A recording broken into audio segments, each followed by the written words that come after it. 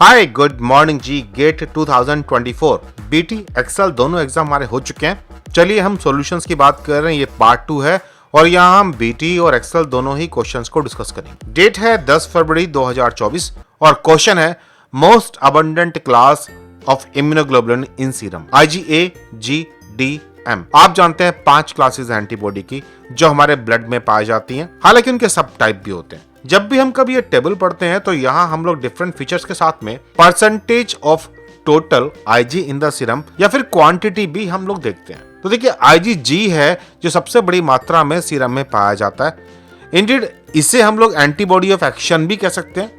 Antigen से लड़ने की सारी क्षमता इसके पास है, क्लियरेंस करने की क्षमता इसके पास है, न्यूट्रलाइजेशन की क्षमता इसके पास है, यहाँ तक कि हमारे इम्यून सिस्टम को एक्टिवेट करने की भी क्षमता इसके पास होती है। हालांकि सबसे पहला एंटीबॉडी जब भी कभी कोई एंटीजन आता है तो उसको पहचानने के लिए IgM बनता है। IgA उन जगह भी एंटीबॉडी पहुंच जाता है जहां हमारे नॉर्मल एंटीबॉडी नहीं पहुंच पाते, मतलब सिक्रेशंस में, आपके आंसुओं में, सलाइवा में और गैस्ट्रो यूरिनरी ट्रैक्ट के अंदर भी।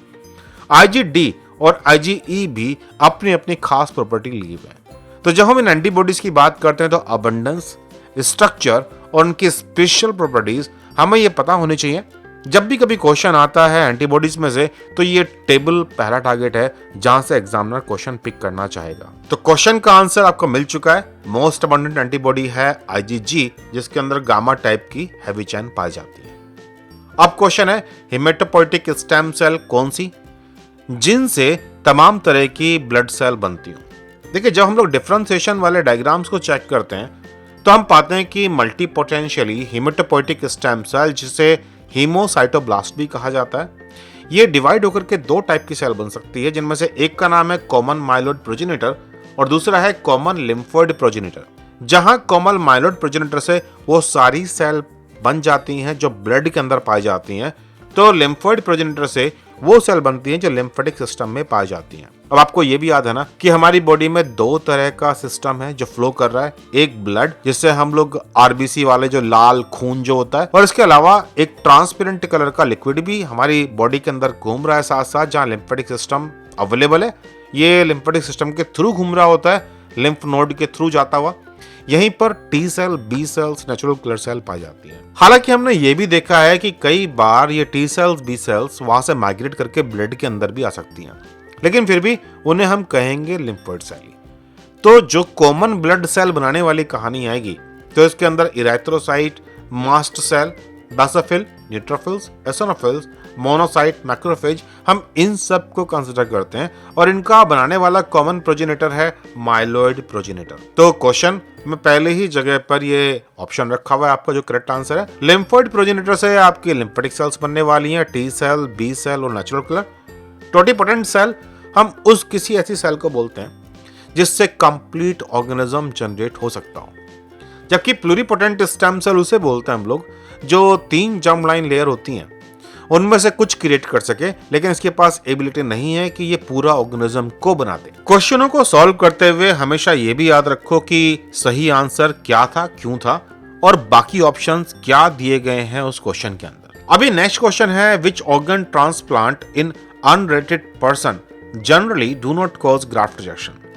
देखिए साहब, ग्राफ्ट रिजेक्शन का मतलब होता है कि जब कभी किसी ऑर्गन को हम एक इंसान से निकाल करके दूसरी बॉडी में डाल दें और वहां पर दूसरी बॉडी के अंदर जिसे हम होस्ट कहेंगे उसके ब्लड के अंदर पाए जाने वाले एंटीबॉडीज, T सेल्स, मैक्रोफेजेस वगैरह ये उस ऑर्गन को पराया मान के उस पर अटैक कर दें। तो देखिए जब तक ब्लड का फ्लो कनेक्ट नहीं होगा तब तक रिजेक्शन का सवाल ही पता नहीं होता। ये कह लीजिए कि जब ब्लड इस ऑर्गन में से होके गुजरेगा तभी अंदर जाकर के ये हमला करेंगे इसे पराया मान करके। अगर उन्होंने इसे पहचान के ये मान लिया कि ये पराया है तो तब सबसे पहली बात तो ये है कि इन 4 ऑप्शनों में से कौन सा ऑर्गन ऐसा है जो होस्ट के सिस्टम के साथ में ब्लड वेसल कनेक्शंस क्रिएट नहीं करेगा डायरेक्टली, यानी कि जिसके अंदर ब्लड फ्लो नहीं करता। तो देखिए हार्ट, लीवर, बोन मैरो ये सब तो हैं, but what about cornea. Cornea एक ऐसा पार्ट है जहां ब्लड वेसल्स अवेलेबल नहीं होती और इसलिए जब कॉर्निया ट्रांसप्लांट किया जाता है तो भाई ये आपके ब्लड वेसल से कनेक्ट नहीं होता। अगर इस कनेक्शन के पॉइंट पर कुछ चीजें जानी भी होंगी तो सेल के थ्रू डिफ्यूज होकर के पहुंचती हैं। नतीजा बी सेल्स, टी सेल्स एक सेल से दूसरी सेल के अंदर नहीं एंटर कर सकते हैं डिफ्यूज होकर के, और यहाँ पर किसी भी तरह का मुझे ग्राफ्ट रिएक्शन अक्सर देखने को नहीं मिलता। और एक मजेदार बात और भी है, अगर आइडेंटिकल ट्विंस, आपको याद होगा मोनोजाइगोटिक ट्विंस को हम लोग आइडेंटिकल ट्विंस बोलते हैं, ये बिल्कुल एक जैसे होते हैं। अगर इनमें एक के ऑर्गन निकाल के किसी दूसरे, मतलब इसी आइडेंटिकल ट्विन के दूसरे भाग को, दूसरे भाई को हम लोग वो ट्रांसप्लांट कर दें तो वहां किसी भी तरह का ग्राफ्ट रिएक्शन दिखने को नहीं मिलता। और रीजन सिंपल सा है ना, दोनों के पास डीएनए सेम है। डीएनए सेम है तो जो ग्राफ्ट रिएक्शन में इन्वॉल्व होने वाले मॉलिक्यूल्स होते हैं, जैसे कि एमएससी जिसे हम एचएलए कहते हैं ह्यूमंस में, तो इनकी अलील्स भी तो सेम ही होंगी ना। और जब अलील सेम होंगी तो फिर रिजेक्शन आमतौर पर देखने को नहीं मिलता। आपके पास भी कुछ क्वेश्चन होंगे गेट बीटी और गेट लाइफ साइंस के। आप इन क्वेश्चनों को सॉल्व करने के लिए मुझे व्हाट्सएप कर सकते हैं 9013902981। क्वेश्चन कंप्लीट होना चाहिए विद ऑप्शंस। नेक्स्ट सॉल्यूशन में हम उन क्वेश्चंस को इन्वॉल्व करेंगे और डिस्कस करेंगे कि उनके आंसर्स क्या हैं। चलिए फिर जल्दी ही दोबारा मिलेंगे। Bye bye.